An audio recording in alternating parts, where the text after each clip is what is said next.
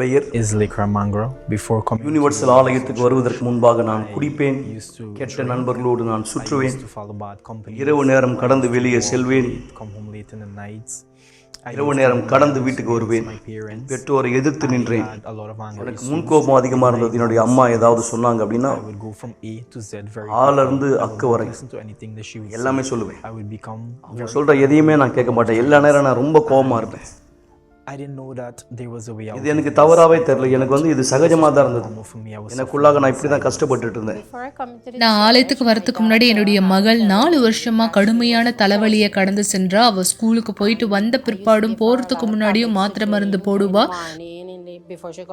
அந்த மாத்திரையை பயன்படுத்துறதுனால அவளுக்கு அதிகப்படியான தூக்கமானது வரும். அந்த மாத்திரையை தொடர்ந்து பயன்படுத்தினா ஒரு ப்ரோக்ராமுக்கு அழைக்கப்பட்டிருந்தேன். அதன் மூலமா நான் அவளை ஆலயத்துக்கு கூட்டிட்டு போயிருந்தேன். எங்க அம்மா என்கிட்ட என்னோட யூனிவர்சல் ஆலயத்துக்கு வர சொல்லி என்னை வரவேற்றாங்க. Universal Church. எப்போ அவங்க போகும்போதெல்லாம் என்ன அவங்க கூடவே கூட்டிட்டு போயிடுவாங்க.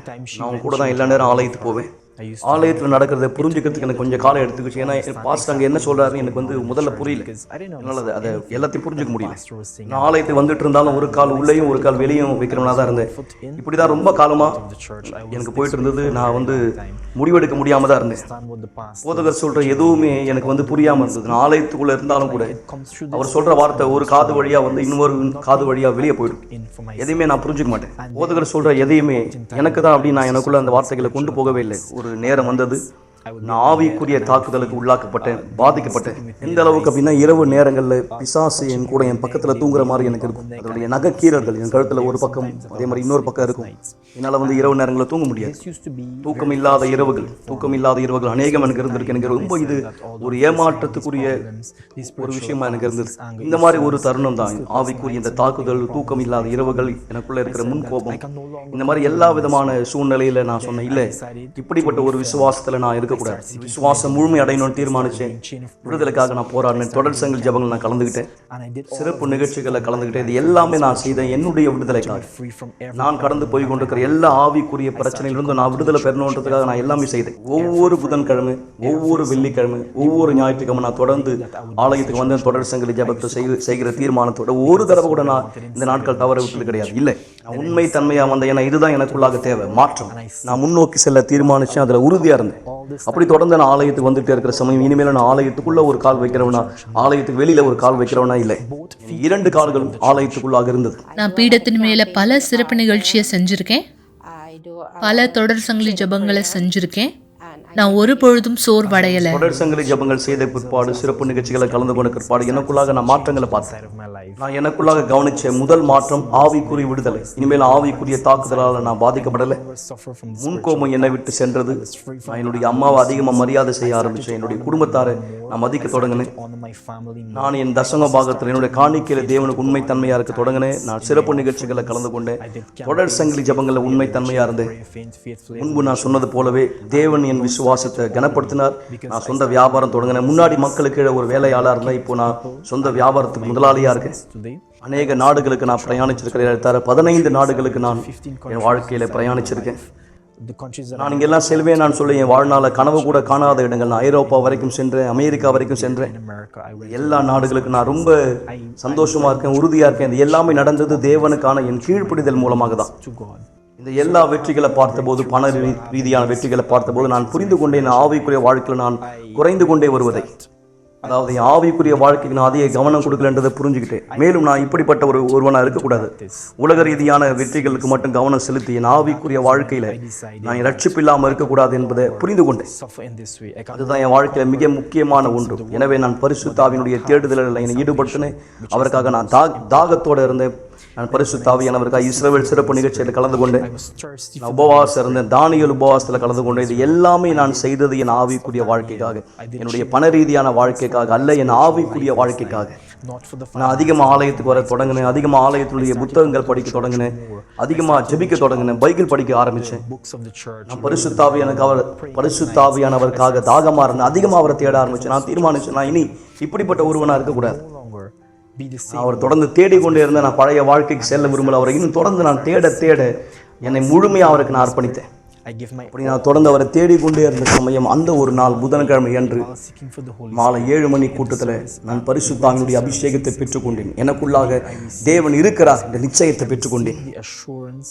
எனக்குள்ளாக தேவனுடைய பிரசன்னத்தை பெற்றுக்கொண்டேன். இன்றைக்கு என்னுடைய வாழ்க்கை முற்றிலுமாக மாற்றம் அடைஞ்சிருக்கு. Today my life மிக விலை மதிப்பான ஒரு பரிசு நான் எனக்குள்ளாக பெற்றிருக்கிற மேலும் நான் புரிந்து கொண்டேன், நான் இதோட நின்று விடக்கூடாது சுயநலவாதியா. that I should not நான் இன்னும் அதிகமாக தேவனுக்கு என்ன கொடுக்க தீர்மானிச்சேன். அவர் மக்களுக்கு உதவும்படியா இன்றைக்கு நான் ஆலயத்தில் மக்களுக்கு ஆலோசனை கொடுக்குறேன், நான் மக்களுக்காக ஜெபிக்கிறேன். church. I counsel people. தேவன் Pray for people என்னிடத்திலிருந்து எதிர்பார்த்த அந்த ஊழியத்தை அவருடைய பீடத்து மேலே இன்றைக்கு நான் செய்து கொண்டிருக்கிறேன். to the on his altar. இன்றைக்கு என் வாழ்க்கை முற்றிலுமாக மாற்றம் அடைஞ்சிருக்கு, என் குடும்பம் முற்றிலுமாக மாற்றம் அடைஞ்சிருக்கு. நானும் என் தாயும் ஒற்றுமையோடு வாழ்கிறோம். My நான் என்னுடைய சகோதரி என் தாயர் நாங்கள் 3 பேரும் வந்து சமாதானத்தோட ஒற்றுமையில மகிழ்ச்சியா ஒருமித்து வாழ்ந்துகிட்டு இருக்கோம். இனிமேலும் பெற்றோரை மதிக்கல என்ற ஒரு விஷயமே கிடையாது. இல்லை, நாங்கள் சமாதானத்துல சந்தோஷத்துல ஒற்றுமையா வாழ்ந்துகிட்டு இருக்கிறோம். today my இன்றைக்கு என் வாழ்க்கை தேவனை மகிமைப்படுத்துகிறது. life இன்றைக்கு என் வாழ்க்கை இருப்பது தேவனுடைய மகிமைக்காக. நான் ரொம்ப சந்தோஷமா இருக்கேன், பெருமையா இருக்கேன். என்னுடைய 2 பசங்களும் தேவனுடைய பிரசன்னத்துல இருக்காங்க. நாங்க எப்பொழுதும் தொடர்ந்து ஆலயத்துக்கு செல்வோம், ஒருபொழுதும் தவற விட மாட்டோம். நாங்க தொடர் சங்கிலி ஜெபங்களை செய்றோம். நாங்க எப்பொழுதும் தொடர் சங்கிலி ஜெபத்தை தொடர்ந்து செஞ்சுட்டு இருக்கோம். சிறப்பு நிகழ்ச்சியிலும் இருக்கோம். நான் தேவனுக்கு மிகவும் நன்றி செலுத்துறேன். அவர் எனக்கு செஞ்ச அற்புதங்களும் என்னுடைய குடும்பத்தாருக்கு செஞ்ச அற்புதங்களுக்காக தேவனுடைய பிரசன்னத்துல இருக்கிறத நான் ரொம்ப சந்தோஷமா ஆசீர்வாதமா உணர்றேன். இன்றைக்கு எங்களுடைய வாழ்க்கை தேவனை மகிமை செய்கிறது. இன்றைக்கு நாங்கள் இருக்கிறோம் அவரை மகிமை செய்யும்படியாக. மேலும் நாங்கள் அவருக்கு நன்றி உள்ளவர்களா இருக்கிறோம் அவருடைய பிரசன்னத்தில் இன்றைக்கு நாங்கள் இருப்பதற்காக. நீங்கள் கேட்ட இந்த வாழ்க்கை மாற்றத்தினுடைய சாட்சி தேவனுடைய வல்லமைக்கான மிக பெரும் வெளிப்பாடு, உதாரணம், உண்மை. நண்பர்கள், இதுதான் யூனிவர்சல் ஆலயத்திலே நடைபெற்று கொண்டிருக்கிறது. யாரெல்லாம் உயிருள்ள தேவனின் மீது உள்ள விசுவாசத்தை செயல்படுத்துகிறார், வியாதி படுக்கையா இருந்தாலும் சரி, குடும்ப சூழ்நிலையா இருந்தாலும் சரி, பொருளாதார நெருக்கடியா இருந்தாலும் சரி, உங்களுடைய வாழ்க்கையில உள்ள இந்த கவலைகள் கண்டிப்பாய் முடிவுக்கு வர முடியும். சற்று முன்பு நீங்கள் கேட்ட சாட்சியிலே இந்த நபருக்கு நடந்தது போல். நண்பர்களே, எனவே கவலைப்படாதீர்கள், பயப்படாதீர்கள். சில நேரம் சூழ்நிலைகள் நாம் எதிர்பார்ப்பதை போல இல்லை. சில நேரம் நீங்க மருத்துவர் அணுகும்பொழுது, சில பரிசோதனைகளை செய்யும் பொழுது, உங்க உடலிலே சில மாறுபாடுகளை பார்க்கும்போது பொதுவாய் நீங்க பயத்தை உணர்றீங்க, பதற்றம் ஆகுறீங்க. என்ன நடக்க போகிறது, பல குழப்பம். இது இயற்கை. ஆனால் வார்த்தை நமக்காய் சொல்கிறது, அவர் தழுவினால் நாம் சொஸ்தமாகும், அவருடைய காயங்களால் நாம் குணமாகும். எனவே அவருடைய வார்த்தையின் மீது நீங்கள் விசுவாசத்தை வைக்கும்போது உங்களுடைய சரீர வியாதி, உங்களுடைய மன ரீதியான வியாதிகள், உட்புறத்தில் நீங்க சுமக்கிற வலிகள், குடும்ப பிரச்சனை நிமித்தம், குடும்ப சூழ்நிலை நிமித்தம் கண்டிப்பாய் அவைகள் முடிவுக்கு வர முடியும். இந்த நேரத்திலும் கூட உங்கள் வீட்டுக்குள்ளே, உங்க பிள்ளைகள் மத்தியில, குடும்பத்துக்குள்ள பல குழப்பங்களா, நீங்கள் உங்களுக்கு ஒரு ஆலோசனை தேவை என்று விரும்புகிறீர்களா? உடனே வாட்ஸ்அப்ல எங்களுக்கு செய்தி அனுப்புங்கள், அல்லது தொலைபேசி வழியாய் எங்களை தொடர்பு கொள்ளுங்கள். உங்களுக்காய் ஆலோசனை கொடுக்க, செபிக்க, விசுவாசத்துல உங்களோடு ஒத்துழைப்பு தர நாங்கள் தயாராக. ஏனென்றால் இந்த ஜபம் தான் வருகிற ஞாயிற்றுக்கிழமை செய்யப்பட போகிறது. இணையே அல்லது பிணைப்பி ஒருமைப்பாட்டின் ஜபம். ஆண்டவர் இதை குறித்த ஒரு ரகசியத்தை சொல்லியிருக்கிறார். சற்று நேரத்திலே நான் உங்களோடு கூட அதை பகிர்ந்து கொள்வேன். அதுக்கு முன்பாய் இன்னொரு அற்புதமான சாட்சி நான் உங்களுக்கு முன்வைக்க விரும்புகிறேன். விசுவாசத்தினுடைய செயலினால், தேவனுடைய வார்த்தையின் மீது உள்ள விசுவாசத்தின் செயலினால், அதாவது ஒரு மனதோடு ஏற்றுக்கொண்ட ஐக்கியத்தினால் ஏற்பட்ட வாழ்க்கை மாற்றத்தின் இன்னொரு சாட்சி தான் இப்போது நீங்கள் கேட்க போகிறீர்கள். என்னுடைய பேர் ராணி நொரோரை. நான் யூனிவர்சல் ஆலயத்துக்கு 2019 வந்தேன். நான் யூனிவர்சல் ஆலயத்துக்கு வருவதற்கு முன்னாடி என்னுடைய மாதவிடாயில எனக்கு பிரச்சனையானது இருந்தது. அதாவது ஒரு 3 வருஷமா எனக்கு மாதவிடாய் நிற்காம போன காரணத்தினால நான் எப்பொழுதுமே அனுசரணையா இருந்தேன். நான் ரொம்ப ஒல்லியாக ஆரம்பிச்சிட்டேன். இதனால நான் எப்பொழுதுமே என்னுடைய உடம்புல இருந்த ரத்த அழுத்தம் கீழான நிலையில இருந்தது. இதே மாதிரி சூழ்நிலை தொடர்ந்து இருக்கும்பொழுது என்னை ஐசியூல அட்மிட் பண்ணிட்டாங்க.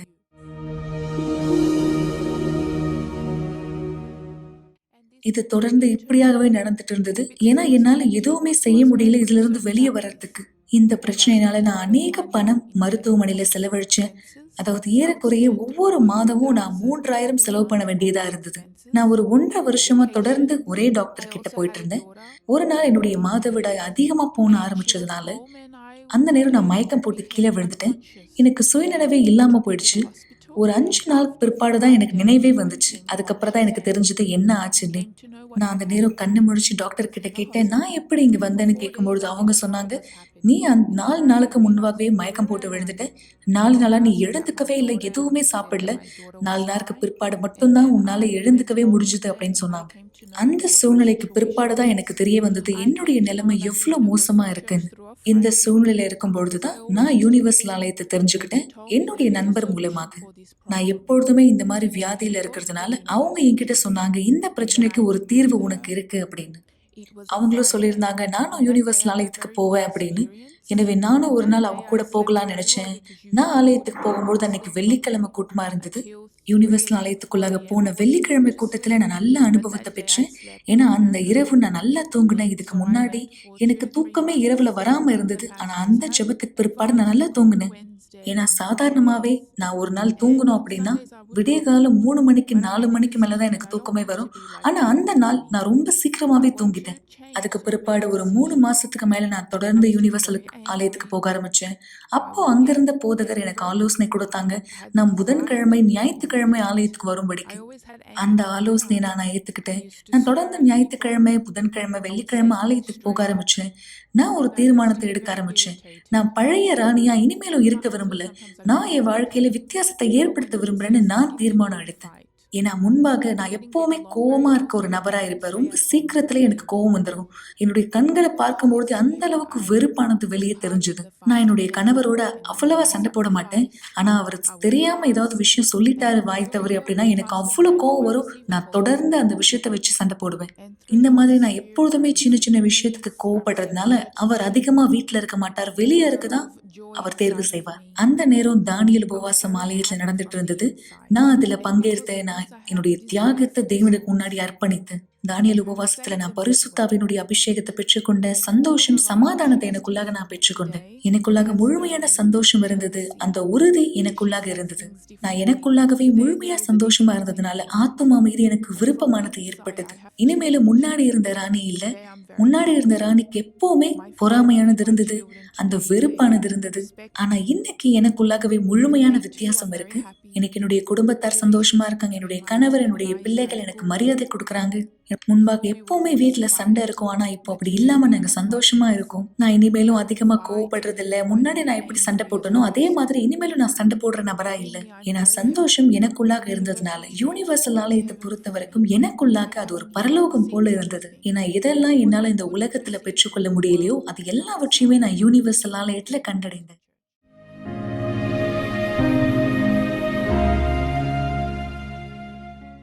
இந்த ஞாயிற்றுக்கிழமை குறித்து நாம் பேசிக் கொண்டிருந்தோம். இப்படியான சாட்சிகள் இந்த ஒருமைப்பாட்டின் ஜபத்தினுடைய ஆதாரமா இருக்கு. பரிசுத்த ஆவி ஒருத்தர் வாழ்க்கைக்குள் வரும்போது, ஒருத்தருடைய சரீரத்துக்குள் வரும்போது, ஒருத்தருடைய வாழ்க்கைக்குள் அவர் செயல்பட அனுமதிக்கப்படும் போது கண்டிப்பாய் அந்த வாழ்க்கையில இனி பழையவைகள் இல்லை. அதாவது முன் பிற்பாடு என்ற 2 நிலை அவர் வாழ்க்கையில் ஏற்படுகிறது. முன்பு அவருடைய சூழ்நிலை என்ன, பிற்பாடு அவர் சூழ்நிலை என்ன, அந்த 2 நிலை அவர் வாழ்க்கையிலே காண்பிக்கப்படுகிறது. ஆம் நண்பர், அவர் வாழ்க்கை உள்ளும் புறம்பும் மாற்றமடைகிறது. அதுதான் நீங்கள் கேட்ட இந்த நபருடைய வாழ்க்கையில் நடந்த அற்புதமான நிகழ்வு. எனவேதான் நீங்கள் எல்லோரும் விசேஷமாய் இந்த முதல் புது மாதத்தினுடைய முதல் வாரத்தில் ஏப்ரல் 7ஆம் தேதி நீங்கள் வரவேற்கப்படுகிறீர்கள். பிணைப்பினுடைய ஜபத்தின் சக்தியை பார்க்கும்படி. ஆம், பிணைப்பின் ஞாயிற்றுக்கிழமை. இருவர் எந்த ஒரு காரியத்தை குறித்தாலும் பூமியிலே ஒருமனப்பட்டிருந்தால் அது பரலோகத்தில் இருக்கிற என் பிதாவினால் அவர்களுக்கு உண்டாகும் என்று உங்களுக்கு சொல்லுகிறேன் என்ற ஆண்டவராக இயேசு தாமே நமக்காய் இந்த வாக்கு தத்தத்தை கொடுத்திருக்கிறார். இது வாக்குறுதி. அது அவர்களுக்கு உண்டாகும் என்று சொல்லுகிறார். உங்களுக்கு என்ன தேவை? என்ன ஒரு சூழ்நிலையை நீங்க கடந்து போயிட்டு இருக்கீங்க? எப்படிப்பட்ட ஒரு போராட்டமான நிலைமை? நீங்க பல இடங்களுக்கு போய் ஏமாற்றத்தை சந்திச்சிருக்கலாம். எவ்வளவு பணங்களை நீங்க செலவழித்திருக்கலாம். எத்தனையோ வாக்குறுதிகள் கொடுக்கப்பட்டு ஆனால் எதுவுமே பலிக்காமல் போயிருக்கலாம். அல்லது எதிர்பார்ப்பில ஏமாற்றம் அடைந்திருக்கலாம். ஆனால் வானம் பூமி ஒழிந்து போகும். தேவனுடைய வார்த்தை ஒழிந்து போகாது. அவர் வார்த்தை சொல்லுகிறது, அது அவர்களுக்கு உண்டாகும். ஆனால் இருவர் ஒருமனப்பட்டார், அந்த விஷயத்துக்காக இருவர் ஒருமனப்பட்டார், கண்டிப்பாய் நல்ல விஷயம், கெட்ட விஷயம், நல்ல விஷயம். நீங்க ஒரு சரீர ஆரோக்கியத்தை தேடுறீங்களா, அல்லது ஒரு புது வேலை வாய்ப்புக்கான வழிகள் தேடுறீங்களா, அல்லது ஒரு சொந்த வீட்டுக்கான வழிகள் தேடுறீங்களா, ஒரு வழக்குல நீங்க ஜெயிக்க வேண்டி இருக்கிறதா, வியாபாரம் சரிவை நோக்கி செல்கிறதா, மீட்கப்பட வேண்டுமா, அல்லது கொடுக்கப்பட்ட வியாதியினுடைய அறிக்கை மறுபரிசோதனையில நல்ல முடிவுக்கு வர நீங்க எதிர்பார்க்கிறீங்களா, உடம்பிலே உள்ள ஒரு குறைபாடு நீக்கப்பட வேண்டுமா, திருமணத்துல உள்ள ஒரு தோஷம் மறைய வேண்டுமா, செய்வினையின் கிரியைகள் நீங்க வேண்டுமா, பிள்ளைகளுடைய வாழ்க்கையில ஒரு மாற்றம் தேவை, எது நீங்கள் உங்களுக்கு ஆண்டவர் செய்ய முடியும். எங்களோட ஒன்றிணைகள் இருவர் பூமியிலே ஒருமனப்பட்டார், அந்த ஒரு காரியத்தை குறித்து பரலோகத்தில் பிதாவினால் செய்யப்படும். கண்டிப்பாய் 9:30 மணி ஞாயிறு காலை நீங்கள் எங்கள் சிறப்பு விருந்தினர். நீங்க சென்னையில் சுற்று வட்டாரத்தில் இருந்தால் விலாசத்தை குறித்துக் கொள்ளுங்கள். அல்லது ஒருவேளை நீங்க மும்பையிலோ ஹைதராபாத்திலோ இருக்கிறவராக இருந்தால் அங்கே யூனிவர்சல் ஆலயத்தை நீங்கள் அணுகலாம். மேற்கொண்டு விவரங்களுக்கோ விலாசங்களுக்கோ விளக்கங்களுக்கோ தயங்க வேண்டாம். எந்த நேரத்திலும் எங்களை தொடர்பு கொள்ளுங்கள். விசேஷமா இந்த நேரத்திலும் கூட நாளை காலை உங்கள் சௌகரியத்தின்படி உங்களுக்கு உதவ நாங்கள் தயாரா இருக்கிறோம். மக்களை, இதோ ஒருமைப்பாட்டினுடைய ஒருங்கிணைப்பினுடைய பிணைப்பினுடைய ஜபத்தின் சக்தியினுடைய இன்னொரு சாட்சி நான் உங்களுக்கு முன் வைக்க விரும்புகிறேன்.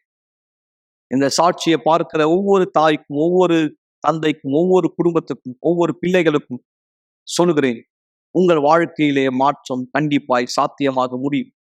உங்கள் சூழ்நிலை கண்டிப்பாய் மாற முடியும். மக்கள், நீங்கள் சகித்து கொண்டிருக்க வேண்டாம், அடிமைப்பட்டு கொண்டிருக்க வேண்டாம், சிறைப்பட்டு இருக்க வேண்டாம், வருத்தப்பட்டு கலங்கி கொண்டிருக்க வேண்டாம், பாரத்தோடு இருக்க வேண்டாம், மன அழுத்தத்தோடு இருக்க வேண்டாம். கண்ணீரை துடைத்துக் கொள்ளுங்கள், நம்பிக்கையை வளர்த்துக் கொள்ளுங்கள், எங்களோட விசுவாசத்தை ஒன்றிணையுங்கள். ஆண்டவராக இயேசு கிறிஸ்து நேற்றும் இன்றும் என்றும் மாறாதவராயிருப்பதினால் இன்றும் அவரால் உங்களுக்கு கண்டிப்பாய் அற்புதத்தை செய்ய முடியும். இந்த நிகழ்ச்சியின் இறுதியிலே உங்கள் மீது குணமாக்குதலை அறிக்கை செய்ய போகிறேன். உங்களுக்கும் குடும்பத்தாருக்கும் ஒரு டம்ளர் தண்ணீர் ஆயத்தப்படுத்திக் கொள்ளுங்கள். ஜபத்துல என்னோட இணையபடி இதோ உங்களுக்கான இந்த அற்புதமான சாட்சியை கவனிங்க நண்பர். என்னோட பேர் கற்பகம்.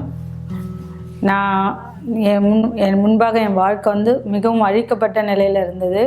வீட்டில் பிரச்சனை, கடன் பிரச்சனை, குடும்பத்தில் அடிக்கடி சண்டை, என் குழந்தைங்க மூலமாக எனக்கு பிரச்சனை.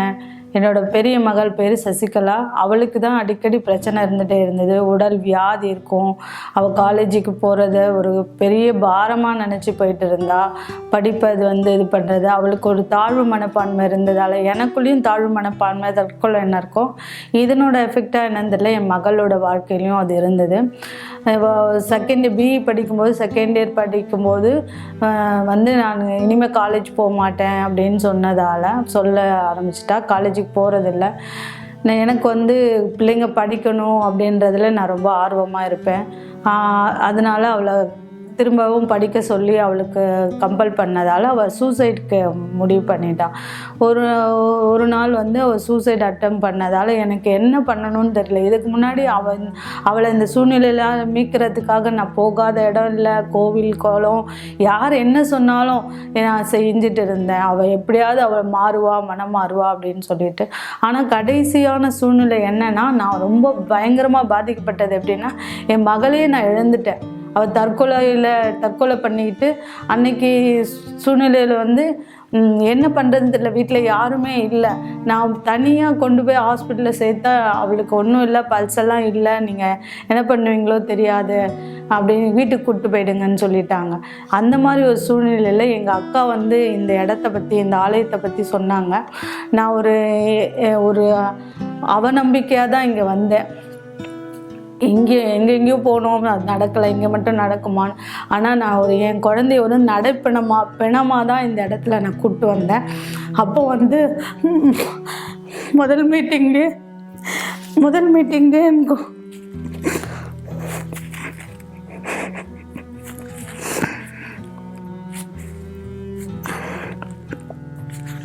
இங்கே அட்டன் பண்ண அந்த முதல் மீட்டிங்லேயே என் மகள் வந்து பலமாக உணர ஆரம்பித்தா, நானும் ஒரு வித்தியாசத்தை உணர ஆரம்பித்தேன். என் கண்களுக்கு முன்னாடி ஒரு வார்த்தை வந்து போனது, கர்த்தர் பெரிய காரியங்களை செய்ய வல்லவன்.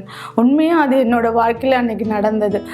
அன்றைக்கி மீட்டிங் அன்றைக்கி நாங்கள் இந்த கவுன்சிலிங் முடிச்சுட்டு வெளியே போனால், என்னோடய டாட்டர் வந்து எப்போவுமே அவள் வந்து ஒரு விஷயத்த செய்யணுமோ செய்ய மாட்டா, நான் வந்து இவ தொடர்ந்து காலேஜ் போவாளா அப்படின்ற ஒரு அவநம்பிக்கையாக தான் இருந்தேன். ஆனால் அந்த நாள் அந்த கவுன்சிலிங்க்கு அப்புறமா அவள் என்ன சொன்னான்னா, மம்மி நாளையிலேருந்து நான் காலேஜுக்கு போகிறேன் அப்படின்னு. ஆல்ரெடி ஏற்கனவே ரொம்ப வீக்காக இருந்தால், தற்கொலைக்கு முயற்சி பண்ணதால் அவளால் ஒன்றும் பண்ண முடியாது, எப்படி பண்ணுவான். ஆனால் மறுநாள் காலையில் எழுந்திரிச்சு ஃப்ரெஷ்ஷாக கிளம்பி காலேஜ் போயிட்டா. அந்த தெருவே வந்து நாள் இந்த பிள்ளைக்கு ஏதோ பிரச்சனை, போலீஸ்லாம் வந்தது அப்படின்னு பார்த்தாங்க, இன்றைக்கி காலேஜ் போகிறாளே அப்படின்னு ஆச்சரியமாக பார்த்தாங்க. ஆனால் தேவன் கர்த்தர் என் வாழ்க்கையில் பெரிய காரியம். அந்த நாள் முதற்கொண்டு நாங்கள் ஒவ்வொரு நாளும் ஆலயத்துக்கு வர ஆரம்பித்தோம். கொஞ்சம் கொஞ்சமாக என் மகள் வாழ்க்கையில் விடுதலை வந்தது. என் மகள் மூலமாக நாங்கள் எல்லாருமே விடுதலை பெற ஆரம்பித்தோம். நானும் என் மகளுக்காக எல்லாம் செய்ய ஆரம்பித்து, அவளோட ஒவ்வொரு அசைவிலையும் நான் சந்தோஷப்பட்டேன், நான் தேவனை கண்டடைஞ்சேன். அதுக்கப்புறமா இங்கே வர ஆரம்பித்தோம். முதல்ல நானும் என் மகளும், அடுத்து என் இளைய மகள், என் கணவர் எல்லாருமே வர ஆரம்பித்தோம். என் குடும்பம் முழுவதுமே படிப்படியாக தேவனை தெரிஞ்சு கொள்ள ஆரம்பித்தது. நாங்கள் எல்லா நாள் புதன்கிழமை வெள்ளிக்கிழமை கூட்டத்தில் குறிப்பாக முக்கியமாக கலந்துக்க ஆரம்பித்தோம். ஆவிக்குரிய வாழ்க்கையிலேருந்து விடுதலை பெற்றோம்.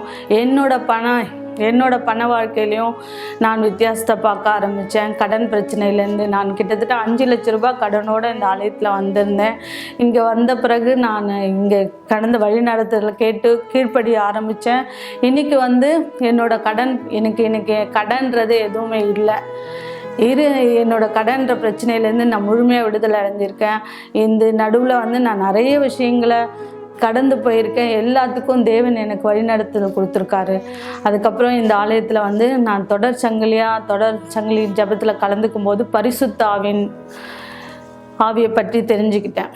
அதுக்காக நான் முன்னோக்கி போக ஆரம்பித்தேன். நான் ஒவ்வொரு தடவை நடக்கும்போதும் தொடர் சங்கிலி ஜபத்தில் கலந்துக்கிட்டேன்.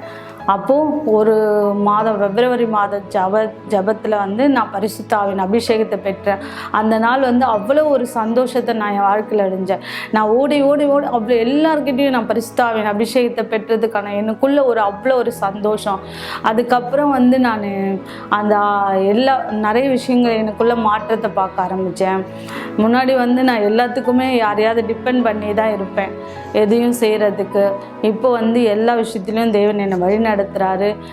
முன்னாடி யாரெல்லாம் என்னை அலட்சியமாக பார்த்தாங்களோ, நான் தேவனை தேடி போகிறத, அவங்களுக்கெல்லாம் உதவி செய்கிற இடத்துல இப்போ தேவன் என்னை வச்சுருக்காரு. பண வாழ்க்கையிலும் சரி, எல்லா ஊழியத்துலேயும் சரி, தேவன் நான் வந்து என்னோட முழு குடும்பத்தையும் தேவனோட கரத்தில் கொடுத்துருக்கேன். என் பெரிய மகளை வந்து பாஸ்ட் ஒய்ஃபாக இருக்காங்க, இப்போ தேவனோட ஊழியத்தில் இருக்காங்க. அவங்க எனக்கு இதை விட வெளியே கொடுத்துருந்தா கூட நான் அவ்வளோ சந்தோஷமாக இருக்க மாட்டேன். என் மகளை தேவனோட கரத்தில் இருக்கிறதால நான் ரொம்ப சந்தோஷமாக இருக்கேன். என்னோட கணவரும் இப்போது முழுமையாக மாறியிருக்காரு. இப்போ என் குடும்பத்தில் சமாதானம் இருக்குது, செழிப்பு இருக்குது. எங்கள் குடும்பத்திலேயே என் ஃபேமிலின்னு எடுத்துக்கும் போது என்னை சுற்றி இருக்கவங்க எல்லாருக்குமே நான் ஒரு சாட்சியாக இருக்கேன். இப்போ அவங்களும் எங்கள் மூலமாக ஒருத்தராக தேவனை பற்றி தெரிஞ்சுக்க ஆரம்பிச்சிருக்காங்க. இந்த சந்தோஷத்தை கொடுத்த தேவனுக்கு, சமாதானத்தை கொடுத்த தேவனுக்கு இதே மாதிரி உங்கள் வாழ்க்கையும் மாற முடியும். யாரெல்லாம் இந்த மாதிரி தற்கொலை பிரச்சனை, குடும்ப பிரச்சனை, எதிர்காலமே இல்லை, இருண்டு போயிருக்கா, நீங்கள் எல்லாருமே வந்து நிச்சயமாக இந்த இடத்துல வரும்போது ஒரு வித்தியாசத்தை உணர்வீங்க. நீங்கள் உங்கள் வாழ்க்கையில் வெற்றி பெற முடியும். ஆசீர்வாதமாக இருக்க விரும்புகிறீங்களா? அதுக்கான ஒரே இடம் இதுதான். எனக்கு தெரிஞ்ச விஷயம், நான் பெற்ற சந்தோஷத்தை நீங்கள் பெறணுன்றதுக்காக சொல்கிறேன். வாங்க, இந்த எல்லா சந்தோஷத்தையும் கொடுத்த தேவனுக்கு நன்றி. எல்லாமே சொல்லப்பட்டது. மக்களை, நிகழ்ச்சி இறுதிக்கு வந்திருக்கிறோம். நான் விசுவாசிக்கிறேன், இந்த நிகழ்ச்சியின் வாயிலாய், இந்த சாட்சியின் வாயிலாய் தேவனுடைய கரம் உங்களை கண்டிப்பாய் தொற்றுகிறார். இந்த நேரம் நீ ஒன்றிணைக்கலாம், ஜபத்திலே முன்னோக்கி செல்லும்படியா. ஒரு கிளாஸ் தண்ணீரை ஆயத்தப்படுத்திக் கொள்ளுங்கள் அல்லது தொலைக்காட்சிக்கு அருகாமையிலே வாருங்கள். இந்த நேரம் உங்களுக்கான ஒரு சிறப்பு ஜபத்தை நாம் செய்ய போகிறோம். மகா பரிசுத்தம் உள்ள தேவனே, இந்த தண்ணீரையும் கரத்தில் ஒப்படைக்கிறேன். யாரெல்லாம் இதே போல வீட்டிலே, வேலை ஸ்தலத்திலே, எங்கேயோ ஒரு பாட்டில் தண்ணீரை, டம்ளர் தண்ணீரை கையில் பிடித்திருந்தார். அந்த தண்ணீர் வல்லமையால் அபிஷேகப்பட கடவுது, தொடப்பட கடவுது. இந்த ஆத்மாவுக்குள் ஜீவன் வரட்டும். இந்த சருமத்தில் இருக்கிற வலிகள், வியாதிகள், இன்ஃபெக்ஷன்கள் மறையட்டும். குடும்பத்துக்குள் இருக்கிற குழப்பங்களில் இருந்து விடுதலை கொடுக்கும். இந்த தண்ணீரின் பருகுதலின் மூலமாய் சக்தி உடலுக்குள் பாய்ந்து செல்லட்டும். தேவன் எல்லா பலவீனங்கள் நீங்க கடவுள், எல்லா விதமான பலவீனம் மறைய கடவுள். இந்த தண்ணீரை நான் ஆசீர்வதிக்கிறேன். குணமாக்குதல் இந்த நபர் அனுபவிக்கட்டும். மருத்துவ சிகிச்சைகள், மாத்திரை மருந்துகள் இன்னமும் சௌகரியம் இல்லாத ஒரு நிலைமை உணர்ந்தான். இந்த தண்ணீர் குடிப்பதன் மூலமாய் சக்தி இந்த உடம்பை தொட்டு இவரை சுஸ்தமாக்கட்டும். வருத்தப்பட்டு பாரத்தோடு இருக்கிறவர்கள் அந்த பாரத்திலிருந்து கட்டவிழ்க்கப்படட்டும். நான் இந்த ஜபத்தை கேட்கிற ஒவ்வொருவரையும், சுவாசிக்கிற ஒவ்வொருவரையும் குணமாக்கி ஆசீர்வதித்தும் ஆரோக்கியத்தை அறிக்கை செய்கிறேன். ஆண்டவராகிய இயேசுவின் பெயரால் ஆசீர்வாதமான தண்ணீரை குடியுங்கள். இப்பொழுதே நான் விசுவாசிக்கிறேன். தேவனுடைய சமாதானம், ஆரோக்கியம் உங்களுக்குள் இருக்கிறது, உங்களுக்கும் உங்கள் குடும்பத்தார். நாளை இரவும் இதே நேரம் இந்த நிகழ்ச்சியில மீண்டும் உங்களை சந்திப்போம். தொடர்ந்து இந்த வாரம் எங்களோடு இணைந்திருங்கள். விசேஷமாய் மறக்க வேண்டாம், பிணைப்பின் ஜபத்தின் சக்தியை அனுபவிக்க ஏப்ரல் 7ஆம் தேதி காலை 9:30 சிறப்பு கூட்டத்திலே நான் உங்களுக்கு சிறப்பு அழைப்பு கொடுக்கிறேன். நீங்களும் உங்கள் குடும்பத்தார், உங்கள் நண்பர்கள் எல்லோருமே வரவேற்கப்படுகிறீர்கள். நண்பர்களே, ஆசீர்வாதமான ஒரு இரவா இருக்கட்டும். நாளை மீண்டும் உங்களை சந்திக்கும் வரை தேவன் உங்களை ஆசீர்வதிப்பாராக. பைபிள் சின்னங்களால் நிரம்பி உள்ளது. அவற்றில் ஒன்று உப்பு. இதனுடைய முக்கிய பணி உணவை பாதுகாப்பதும் அதற்கு சுவை ஊட்டுவதும் ஆகும். உணவிற்கு உப்பு எப்படியோ அப்படியே பரிசுத்த ஆவியானவரும் மனுஷனுக்கு இருக்கிறார். அவருடைய பிரசன்னத்தில் இருக்கும்பொழுது மட்டுமே நாம் நம் விசுவாசத்தை பாதுகாத்து ரட்சிப்பை கைப்பற்றுகிறோம். ஒரு நாள் நீங்க கடைசியா இந்த உலகத்துல எழுந்துப்பீங்க. அந்த நாள் கடைசியான நாளா இருக்கும்.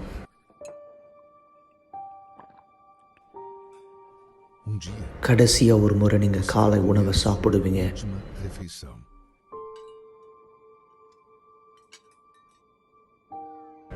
ஒரு நாள் உங்க குடும்பத்தினுடைய முகத்தை கடைசியா நீங்க பார்ப்பீங்க.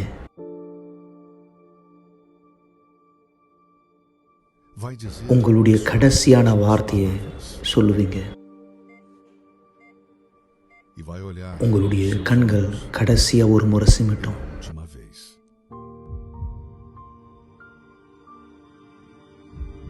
உங்க இருதய துடிப்பு கடைசியா ஒரு முறை துடிக்கும்.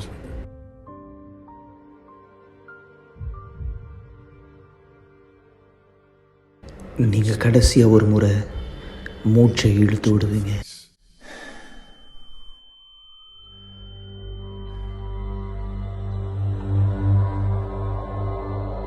அந்த நேரம் உங்களுடைய ஆவிக்குரிய கண்களை திறக்கப்படும்.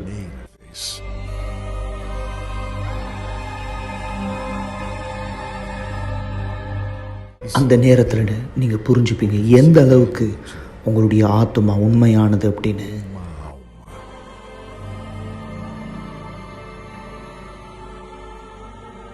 அந்த நாள் இந்த பூமியில நடந்தது எல்லாமே உங்களுடைய ஆத்மாவை காப்பாற்ற மட்டும் நீங்க புரிஞ்சுப்பீங்க. கடைசியா ஒரு முறை நீங்க அதை பார்க்குற நேரம் உங்க ஆத்மாவை வந்து கொண்டு போறது யாரு? அந்த நேரம் நீங்க யார்கிட்ட உங்க நேரத்தை கொடுத்தீங்களோ, யார்கிட்ட உங்க நாளை கொடுத்தீங்களோ, யார்கிட்ட உங்க விருப்பத்தை செஞ்சீங்களோ, யாரை நீங்க வணங்குனீங்களோ, இந்த வாழ்க்கையில இது உங்களை பதட்டப்படுத்துதா இல்ல இது உங்களை உறுதிப்படுத்துதா? உங்க கடைசி நாள் இந்த பூமியில உங்களுடைய முதல் நாள் அமைய போது பரலோகத்துல தேவனோடு சந்தோஷமா அல்லது நித்திய கால மரணம் நரகத்துல?